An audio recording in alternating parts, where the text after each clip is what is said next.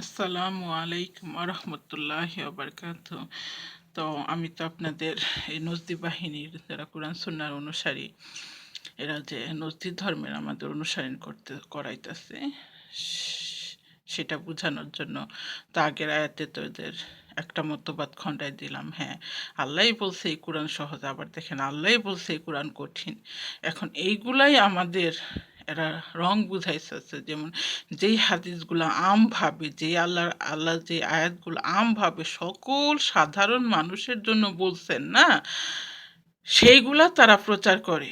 কিন্তু এই আমভাবের পরেও যেগুলা খাসভাবে আছে, যেমন ধরেন যখন শয়তান বিতাড়িত হলো, তখন শয়তান তো আল্লাহর কাছে সব পাওয়ার চাইলো যে আমাকে এই আর কি শেষ দিবস পর্যন্ত যেন হায়াত দেওয়া হয়। তারপরে এদের আদমের প্রত্যেকটা সন্তানের শিরায় শিরায় রগে রগে ঢুইকা এই সিরাতুল মুস্তাকিমের পথে বৈশা থেকে আদম সন্তানকে বেপথে যাবে। হ্যাঁ, আমরা কিন্তু সবাই আল্লাহর বান্দা, খুব ভালো করে খেয়াল করেন। কিন্তু আল্লাহ আবার কি বলে দিল, হ্যাঁ সবাইকে পারলেও আমার কিছু প্রিয় বান্দা তাদেরকে সে শয়তান পথভ্রষ্ট করতে পারবে না। শয়তানও স্বীকার করলো, হ্যাঁ তোমার কিছু বান্দা ছাড়া। তার মানে আমরা সবাই বান্দা, কিন্তু আল্লাহর কিছু বান্দা আলাদা। খুব খেয়াল করেন। তো এই যে কিছু বান্দার যে যে আলাদা, এই আলাদা কথাগুলা যেগুলা বললে এদের মুখোশ খুইলা যাইব। আর এই কিছু বান্দার সম্বন্ধে যেই কোরআন আয়াতগুলো আছে, যেই কোরআনের হাদিসগুলো আছে, সেইগুলা বলতে গেলে যে এদের মুখোশ খুইলা গিয়ে আমরা যে এই যে এদের যে আমাদের আলেমদের যে কিভাবে সম্মান করি, এগুলো যে অবনত মস্তকে আপনার অটোমেটিকই আপনার সম্মান আইসা পড়বো। কারণ এটা আসতে বাধ্য, আল্লাহ বলছে ইজ্জত মোমেনদের জন্য। তখন আপনার অটোমেটিক ইজ্জত করতে ইচ্ছা করব। সেই যেন ইজ্জত যদি না করার জন্য এদের এদের ধর্মের অনুসারী হওয়ার জন্য এরা যেগুলা আমভাবে সকলের জন্য যেসব সব কিছু হাদিসই এদের এই এক বছর স্টাডিতে যা দেখতেছে, হাদিস বলেন, তারপরে কোরআনের আয়াত বলেন, শুধু সেইগুলাই মানুষের কাছে প্রচার করে। কিন্তু খাসভাবে যেমন ধরেন এদের অনেক বয়ানে শুনবেন যে কবরের মধ্যে মানুষের এমন অবস্থা থাকে যে একটা মানুষ সাগরের মধ্যে পড়ে গেলে যেইভাবে হাবুডুবু খাইতে থাকে সেইভাবে হাবুডুবু খাইতে থাকে, এরকম অনেকেই শুনবেন। হ্যাঁ, এইটা কাদের? পাপী বান্দাদের জন্য খাসভাবে। এখন যদি এটা সবার জন্য ধরেন, তাহলে সবাই কি এইভাবে কবরের মধ্যে হাবুডুবু খাইতে থাকবে? তাহলে নেককার বান্দা নাই তাদের, যারা মনে করেন এই এই এই কবরের মধ্যে আল্লাহর বেহেশতের লাইন লাগাই দেয়। আমাদের কবরের কত কথা শুনি যে 3টা প্রশ্নের পরে তাদেরকে ঘুম পাড়ায় দেয় যে দুলহা দুলহানির মতো তোমরা শুয়ে থাকো। তো কিন্তু এরা প্রচার করে কোনটা, যে ওই যে আমাদের আলেমরা যে এদ- এ- এরা যে এরা যে সলেহিনরা যে দুনিয়া থেকে চলে যাওয়ার পরে সম্মানিত হইয়া এরা যে শান্তিতে থাকে, আল্লাহর সাথে দিদার হয়, এরা যে বেহেশতের নহর এদের সাথে দেয়, এগুলা দিলে তো ওই বান্দার যে বেহেশতি, তখন আমরা তাদেরকে সম্মান করবো। আমরা তাদের যেন সম্মান না করি, সেই জন্য এই হাদিসটা তারা প্রচার করে যে কবরের মধ্যে হাবুডুবু খাইতে থাকে। তাহলে আপনি সম্মান, নিজেরই তো সে কিছু করতে পারে না, আপনারা কি করবে? মনে করেন এইভাবে আপনাকে এদের আমাদের আলেমদের সম্মান যেন না করা হয়। কারণ এদের কাছে আমরা গেলে, এদের কাছে গিয়া এদেরকে সম্মান করলে আল্লাহ মনে করেন আমাদের সম্মান আপনাকে বৃদ্ধি করাই দিবে, আপনাকে মনে করেন সঠিক পথে পথে পরিচালনা করাই দিবে এরা।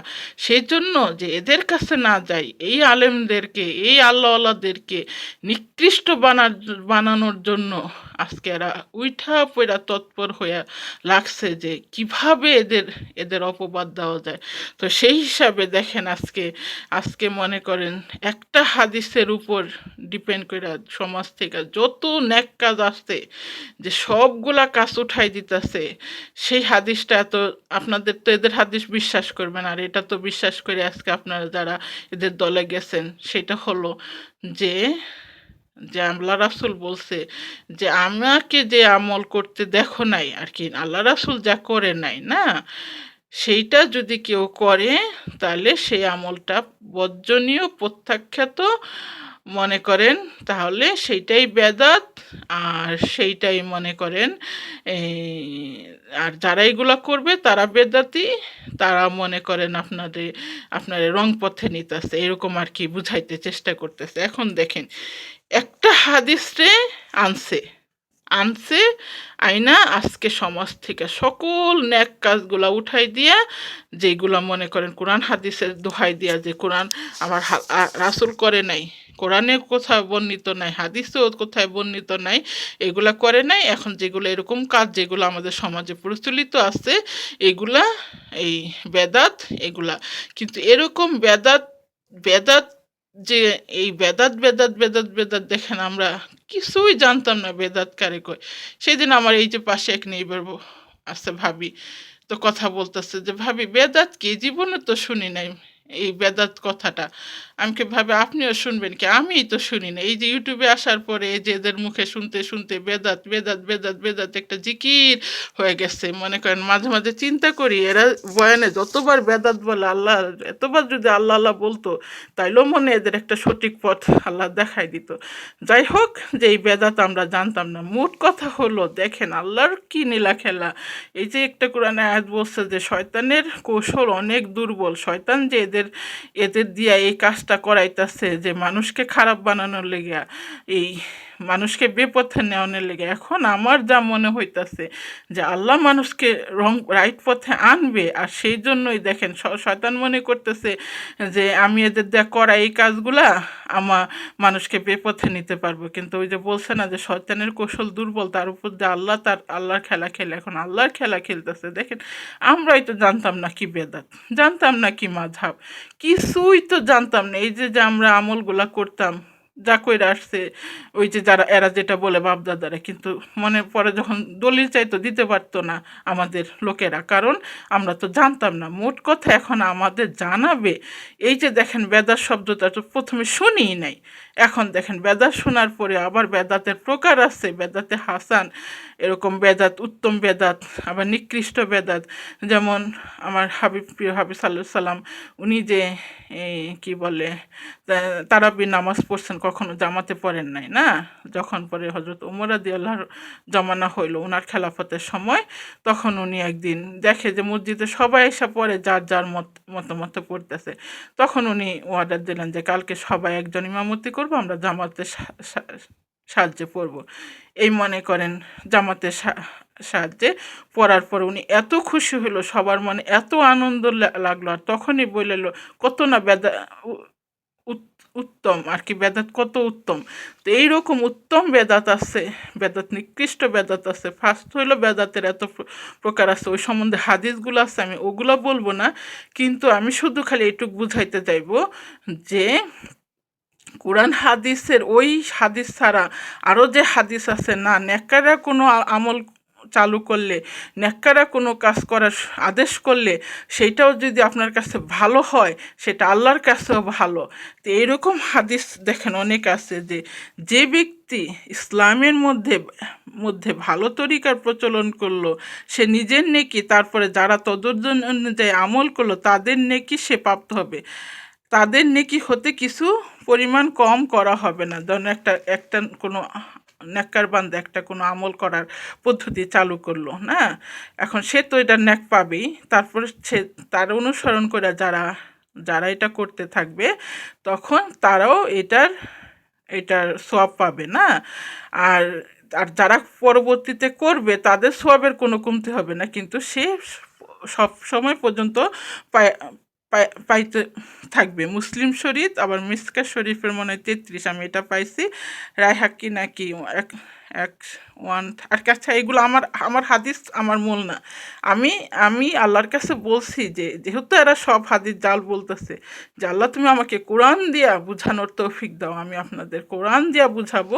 খালি হাদিসটা বললে নি, যে যদি এরা হাদিসগুলো অস্বীকার করে তাহলে তো আমার জন্য আরও ভালো, এরা আরও মনে করেন একটা আল্লাহর হাবিবের কোনো সহি কথাকে যদি অস্বীকার করে তাহলে তো কি হয় সেটা আপনারা জানেন। আরেকটা আছে নবী সাল্লাল্লাহু আলাইহি সাল্লাম হইতে বর্ণিত, মুসলিমগণ যে কাজ, মুমিনগণ নট মুসলিমগণ, খেয়াল করেন, মুমিনগণ যে কাজকে ভালো বিবেচনা করে তা আল্লাহর নিকট ভালো, আর মুমিনগণ যে কাজকে মন্দ বিবেচনা করে তা আল্লাহর নিকট মন্দ। এটাও বুখারী শরীফের প্রথম খণ্ড, মনে হয় 269 পৃষ্ঠা, হাসিয়া নাম্বার 6 না?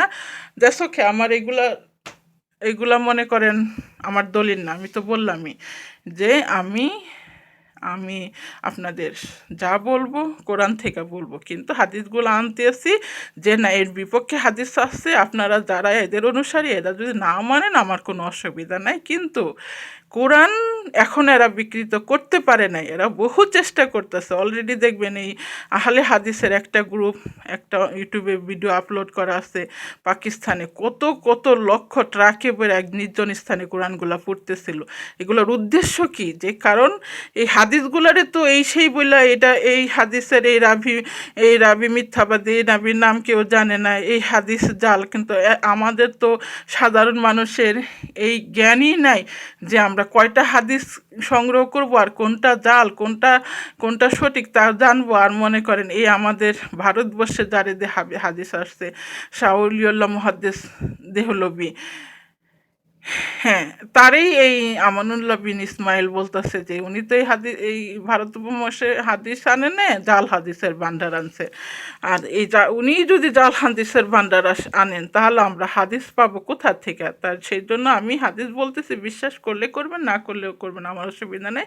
আমি যে হাদিসগুলা যে সত্য, সেই হাদিসগুলো আপনাদের কোরআনের আয়াত দিয়ে একটার পর একটা আপনাদের কাছে যদি আল্লাহর ইচ্ছা হয় আমি বলে যেতে চাইব। যেমন দেখেন এখন প্রত্যেকটা হাদিস, এই যে একটা হাদিস যে কোনো আপনাদের এই আমার অলমোস্ট টাইম শেষ হয়ে যাবে, 15 মিনিট হয়ে যাবে, আমি পরবর্তীতে সব আয়াতগুলো সহ আপনাদের সামনে উপস্থাপনা করতেছি ভিডিওটা। তার আগে বইলা নিই যে ধরেন ওই যে সবার আগে আমার হাবিবের বানাইছে এই হাদিসটা এরা মিথ্যা বলতেছে না।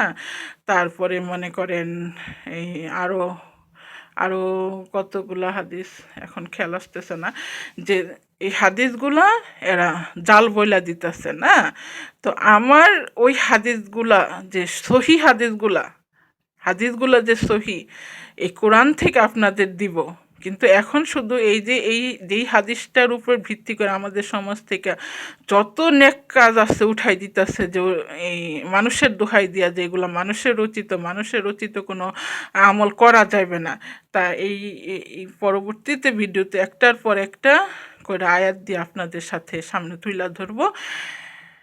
কিন্তু খুব ভালো করে খেয়াল করবেন, যেইটা আমার মেসেজ আমি সবাইকে দিতেছি, আমিও যেটা ভুল পথে ছিলাম, আমরা মুসলমান মানেই ভাবতাম যে আমরা মুসলমান। দেখেন আমার প্রথম 20 বছর জীবনের পর্যন্ত আমরা জানতাম আমরা সব মুসলমান, কারণ তখন আল্লাহর কোরআন হাদিস কি কিছু খেয়াল, এই মুসলমান কান্ট্রি তখন ছিলাম, একটুতে একজনের সাথে কথা বলে একটা কিছু জানতাম, শিখতাম সেই রকম। কিন্তু আমাদের ঘরে কোনো মনে করেন ইভেন আমার বাবারই দেখি নাই কোনো দিন জুমার নামাজ পড়তে গেছে কিনা আমার খেয়াল আসে না। যাই হোক, যখন আমার 18-এ বিয়ে হইলো, বিয়ের পরে আমাদের ব্যবসায়িক অবস্থা খারাপ হইতে লাগলো। আর আমাদের দেশে তো একটা জানেনি, যখন মানুষের একটুখানি খারাপ অবস্থা হয় তখনই হের কাছে যায় এই সেই করে। তো ওই হিসাব করতে দিয়ে একজন মনে করেন আমার বাবা একজনের হাতে বয়াত হইলো।